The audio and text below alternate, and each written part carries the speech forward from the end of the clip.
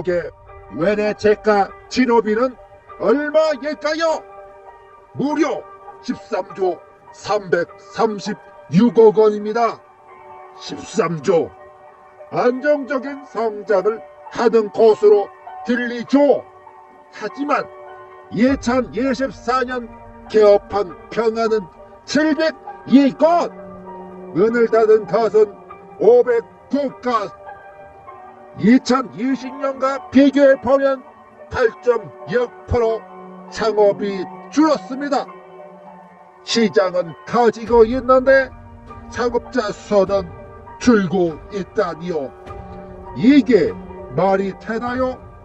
원장님들이 원했던 건 한 명 한 명 오래 젠다를 하고 자연 재해를 최대한 살리는 것, 지역에서 오래 살아남는 것이었죠. 그런데 개인채가 시장은 그 운영 방식이 점점 어려워지고 있습니다. 치과는 다른 진료와 구조적으로 다릅니다. 일반 내과를 생각해보세요. 환자가 오면 건강보험이 대부분 처리를 해줍니다.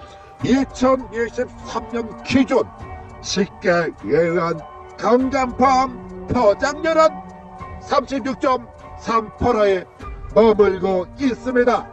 같은 해 외과에 의한 포장률은 57.3%입니다. 내용객은 치료비 절반 예상을 보험 적용 없이 내야 한다는 겁니다.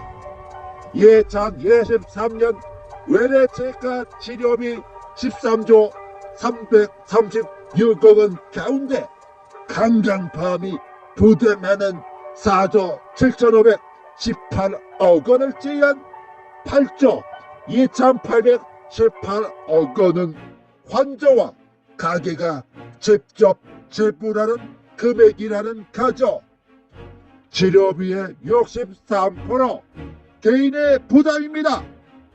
이건 보험 진료만으로는 운영이 안 된다는 겁니다. 임플란트, 포철, 교정 같은 비급여 고가 시설이 병원 수익의 핵심이 될 수밖에는 없습니다. 그런데 환자는 비싸다고 하고 병원은 버티기 어렵다고 합니다. 그러면 할 수 있는 건 가격 경쟁밖에는 없는 거죠. 2024년 상반기 비급여 보고 자료를 보면 전체 의료기관의 비급여 규모 중 치과 의원이 7,414억 원으로 39.3%를 차지를 했다고 합니다. 사실상 비급여로 돌아가는 구조라는 겁니다. 2024년 개전 치과병원 241건, 치과 의원 19,142건, 총 19,383것이 진료를 하고 있습니다. 2000년 1,652건, 24년 만에 81.1% 증가된 수치이죠.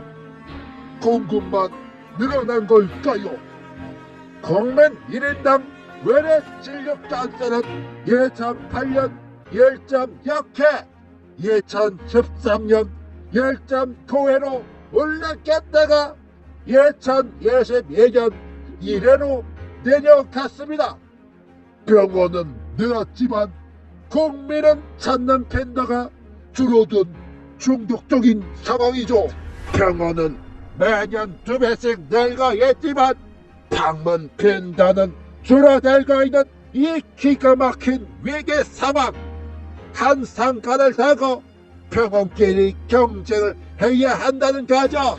2023년 서울에서만 신규 회원 160억, 폐업은 190가수로 신규를 크게 윗달면서 시장 실태를 드러내고 있습니다. 신규는 계속 늘고 있지만 예탈도 높아지고 있는 셈이지요. 시장이 크다는 것과 살아남는 건 다른 게임입니다. 그렇다면 왜 밀려나게 되었나요? 임플란트가 수익원이 타면서 전체 매출의 3분의 1을 차지하게 되었습니다.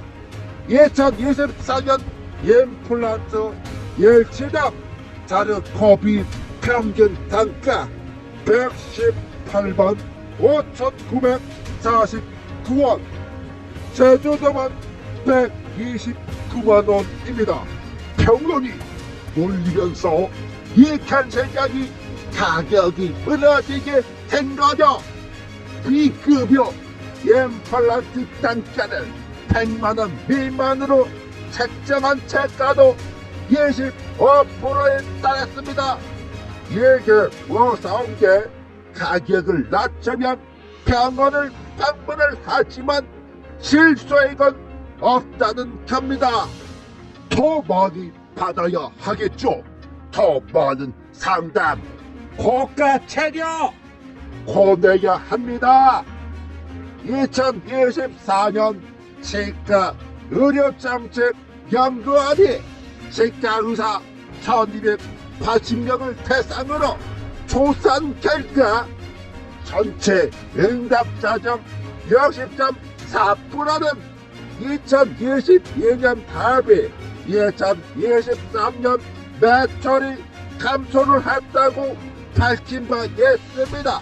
수익 감소가 경영에 애로사항이 되었지만 영업비용은 12.2%나 증가를 했습니다. 그중 인건비가 17%, 채가는 고정 지출이 큰 업종입니다. 월세, 직원 급여, 장비 할부금, 재료비, 치과 제작 외주비, 예약이 비어도 이 항목은 줄지 않습니다. 진료실이 바빠도 비용이 매출보다 빠르게 늘면 손에 남는 돈은 마이너스가 됩니다. 환자를 모으기 위해 지역 키워드, SNS 마케팅비를 세가 나면 그 비용을 메꾸기 위해서는 더 많이 환자는 와야 합니다. 오면 어떻게 될까요? 비용도 늘어납니다. 치과 경영은 어렵지만 다른 방법이 없어 계속하고 있는 게 현실입니다. 대출이 있어서 직원이 있어서 지금 그만두면 더 큰 소대가 기다리고 있어서 포기도 못합니다. 월 매출 1억이 있어도 월세 300, 급여 1,500만원, 장비 할부금 200만원, 재료비 800만원, 치과 외주비 500만원, 광고비 200만원, 합하면 고정 제출만 3,500만원, 여기에 대출 상환, 세금, 감가상각을 빼면 실제 남는 건 더 줄어듭니다. 경우에 따라서는 손실이 될 수 있다는 겁니다.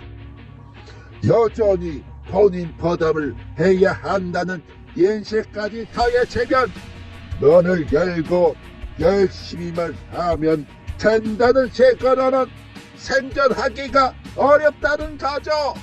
이때 운영이 가물음은 이루어지면 광고비는 다 쓰고 적게로 환자를 모은 후 성결제, 상담실은 영업을 하려고 합니다. 진료 시간은 줄었는데 숫자만 늘어나는 구조, 적재 압박이 높아질수록 이번 달 매출은 어떻게 채워야 하는지에 대해 고민을 하게 되죠. 판단 도구 없는 책가는 결국 흔들립니다. 그리고 흔들릴수록 함정에 빠지죠. 시술 한 건당 실이익은 얼마인지, 상담 성공률, 매수건과 환불률, 이 계산을 하지 않으면 많으니까 괜찮다, 밭에 써있다 착각에 빠질 수가 있습니다. 실제로는 그 반대인데도 말이지요. 2024년 치과 의료정책 연구원 조사에서 매출이 증가된 병원은 전체의 16.6%, 10곳 중 한 곳이었습니다. 치과 외기는 개인의 욕심의 문제가 아닙니다. 공급 과잉, 낮은 건강보험, 포장열, 비급여 유지한, 이것이 합쳐진 구조적인 결과입니다. 그래서 어려울수록 더 정확히 상황을 볼 수 있는 판단 타고는 필요해집니다. 매일 열심히 쟁차는 하고 있는데 매달 마이너스를 찍는 이유는 뭘까요? 이 시기에 필요했던 건 무엇이 이익을 가져오는지 몰랐던 건 아닐까요? 다음에도 이야기는 계속됩니다. 도움이 되셨다면 구독, 좋아요, 알림 설정 부탁드립니다. 감사합니다.